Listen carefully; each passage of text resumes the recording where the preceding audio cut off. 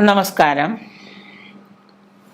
മരണം, വസുപഞ്ചകദോഷം, പിണ്ടനൂൽദോഷം, ബലി നക്ഷത്രദോഷം ഇവയൊക്കെ വന്നാൽ പല ആളുകളും വിളിച്ച് ചോദിക്കാറുണ്ട്.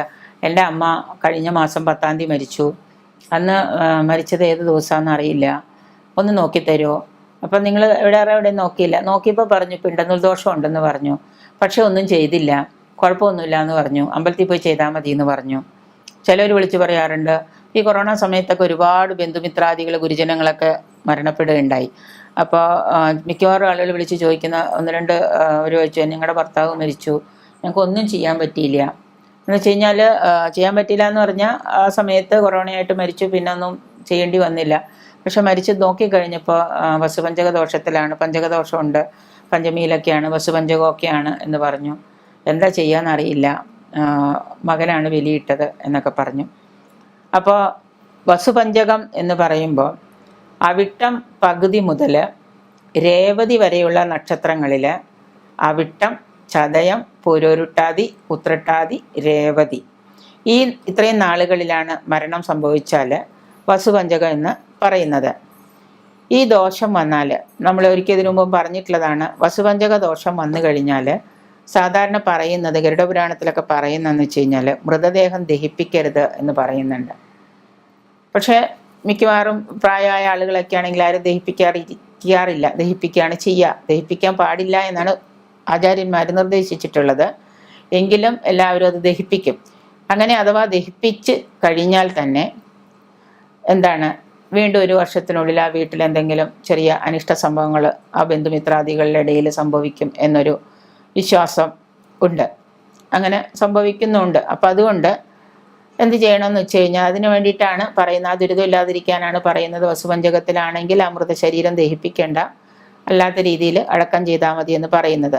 പക്ഷെ അതിനെ നമ്മൾ ദഹിപ്പിക്കുകയാണ് എന്നുണ്ടെങ്കിൽ, അങ്ങനെ ചെയ്യുകയാണെങ്കിൽ എന്താ ചെയ്യേണ്ടതെന്ന് വെച്ച് കഴിഞ്ഞാൽ, മൃതശരീരത്തിന് ദഹിപ്പിക്കുന്നതിന് മുൻപ് മൃതശരീരത്തിന്, ദഹിപ്പിക്കാതിരിക്കുകയാണെങ്കിൽ വളരെ നല്ലത്, 4 ദർഭകൾ കൊണ്ട് രൂപം ഉണ്ടാക്കുക. ഒരു ശരീരം 4 ദർഭകൾ കൊണ്ട് ഒരു മൃതശരീരം പോലെ ഒരു രൂപം ഉണ്ടാക്കി മൃതദേഹത്തിൻ്റെ അടുത്ത് വെച്ചിട്ട് കർമ്മങ്ങൾ കഴിച്ച്, ഈ മൃതദേഹത്തിന് കഴിക്കുന്ന കർമ്മങ്ങൾ ഈ 4 മൃതദേഹത്തിൻ്റെ ദർഭം കൊണ്ടുണ്ടാക്കിയ 4 ഇതിനും കഴിച്ച ശേഷം ഹോമം ചെയ്യണം. ഈ ദർഭസഹിതം ഹോമം ചെയ്യണം. അത് ചെയ്ത ശേഷം 16 ദിവസമാണല്ലോ പുല ആചരിക്കുന്നത്. 16 കഴിഞ്ഞ് പുല വീടിയ ശേഷം ഗൃഹത്തിൽ വെച്ച് ശാന്തിക്കായിട്ട് മൃത്യുഞ്ജയ ഹോമം, യമരാജ ഹോമം ഇവ അനുഷ്ഠിക്കണം. ഈ മരണം നടന്ന വ്യക്തിയുടെ കർമ്മങ്ങൾ ചെയ്ത പിണ്ടകർത്താവ്, അല്ലെങ്കിൽ ആരാണോ ഈ കർമ്മങ്ങളൊക്കെ ചെയ്തത്, അയാൾക്ക് ഭാവിയിൽ ദോഷമൊന്നും ഇല്ലാതിരിക്കാൻ വേണ്ടിയിട്ട് പുല വീടിയ ശേഷം നമ്മൾ ആ വീട്ടിൽ വെച്ചിട്ട് ഈ ഗൃഹത്തിലുള്ള ആളുകളുടെ, മരിച്ചുപോയ ആളുടെ മാത്രമല്ല, ഈ ജീവിച്ചിരിക്കുന്ന ആളുകളുടെ ശാന്തിക്കായിട്ട്, ദുരിത ശാന്തിക്കായിട്ട് മൃത്യുഞ്ജയ ഹോമം, യമരാജ ഹോമം എന്ന് പറഞ്ഞാൽ കാലിന് ബലി കൊടുക്കുക എന്ന് പറയും, യമരാജ ഹോമവും അനുഷ്ഠിക്കണം. അതിന് അറിയാവുന്ന ഏതെങ്കിലും പുരോഹിതനെ വിളിച്ച് നമ്മൾ ആ കർമ്മം വീട്ടിൽ വെച്ച് തന്നെ, മരിച്ച ആ മരണം നടന്ന വീട്ടിൽ വെച്ച് തന്നെ അത് ചെയ്യണം. 1 വർഷക്കാലം, അതിനുശേഷം 1 വർഷക്കാലം ഈ പിണ്ടകർത്താവിൻ്റെ ജന്മനക്ഷത്രത്തിൽ എല്ലാ മാസവും അടുത്തുള്ള ശിവക്ഷേത്രത്തിൽ മൃത്യുഞ്ജയ പുഷ്പാഞ്ജലിയോ മൃത്യുഞ്ജയ ഹോമോ എന്തെങ്കിലുമൊക്കെ ചെയ്യുന്നത് നല്ലതാണ്. പിണ്ടകർത്താവിൻ്റെ ദോഷങ്ങൾ അകലാനും ബന്ധുക്കൾക്ക് ദുരിതശാന്തി കിട്ടാനും ഇത് ചെയ്യുന്നത് നല്ലതാണ്. അവിട്ട നക്ഷത്രം ഏകാദശി വരുന്ന തീയതി, ഏകാദശി തിഥി, വൃശ്ചിക ലഗ്നം ചൊവ്വാഴ്ച, ചതയ നക്ഷത്രം ദ്വാദശി തിഥി, ധനുലഗ്നം ബുധനാഴ്ച, പൂരോരുട്ടാതി ത്രയോദശി തിഥി, മകരലഗ്നമാണെങ്കിൽ വ്യാഴാഴ്ച, ഉത്രട്ടാതി ആണെങ്കിൽ ചതുർദശി തിഥി, കുംഭലഗ്നമാണെങ്കിൽ വെള്ളിയാഴ്ച തീയതി, രേവതി വാവ് മീനലഗ്നം ശനിയാഴ്ച ഇവയൊക്കെ ഒത്തുചേർന്ന് വന്നാൽ എന്താണ്, പഞ്ചകദോഷം ആണ്, വസുപഞ്ചകം എന്ന് പറയാം. ദ്വിതീയ, സപ്തമി, ദ്വാദശി തിഥികളിലും മുറി നക്ഷത്രങ്ങളിലും ചൊവ്വ വെള്ളി ആഴ്ചകളിലും മരിക്കുന്നതും മരണാനന്തരമുള്ള പുല 2 മാസങ്ങളിൽ, ഇപ്പോൾ കന്നിമാസത്തിൽ ആണ്, കന്നിമാസം തീരുന്ന അന്ന് മരിച്ചു എന്ന് വിചാരിക്കുക ഒരാൾ. കന്നിമാസം തീരാൻ 2 ദിവസമുണ്ട്. കന്നിമാസത്തിൽ 2 ദിവസം മുൻപ് മരിച്ചു. 2 ദിവസം കഴിഞ്ഞാൽ 3-ാം ദിവസം തുലാമാസം, അപ്പം ഇരുമാസമായി. അങ്ങനെ മരിക്കുന്നതും ഇരുമാസങ്ങളായി വരുന്നതും അത്ര നല്ലതല്ല ബന്ധുക്കൾക്ക്.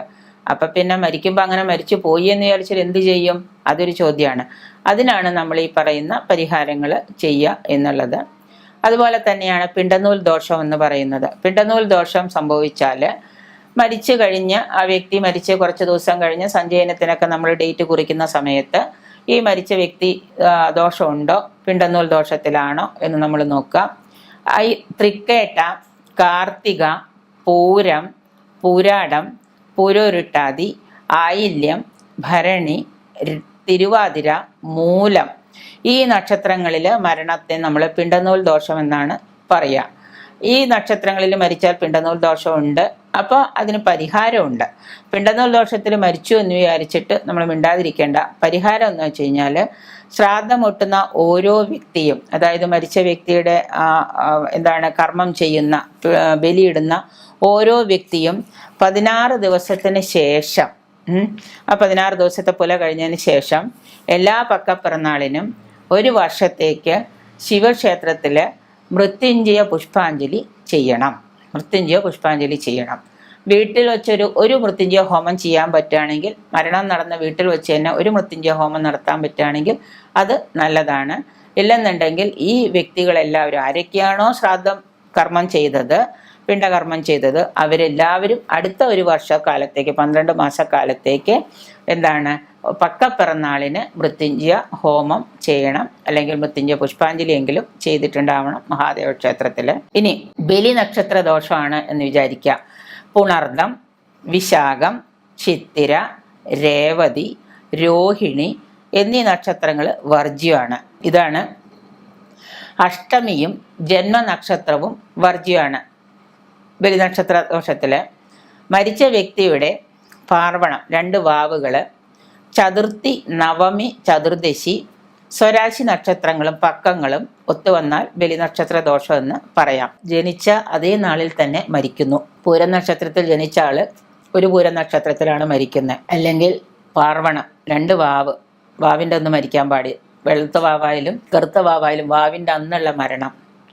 അന്ന് ചതുർദശിയോ നവമിയോ ചതുർത്ഥിയോ ഇങ്ങനെയുള്ള രാശികളൊക്കെയാണ് എങ്കിൽ, സ്വരാശി നക്ഷത്രങ്ങളും ആണെങ്കിൽ തീർച്ചയായിട്ടും അത് ബലി നക്ഷത്ര ദോഷം എന്ന് തന്നെ നമുക്ക് പറയാം. എന്ന് വിചാരിച്ചാൽ അതിന് പരിഹാരമുണ്ട്. ഗണപതി ഹോമം, ഭഗവത് സേവ.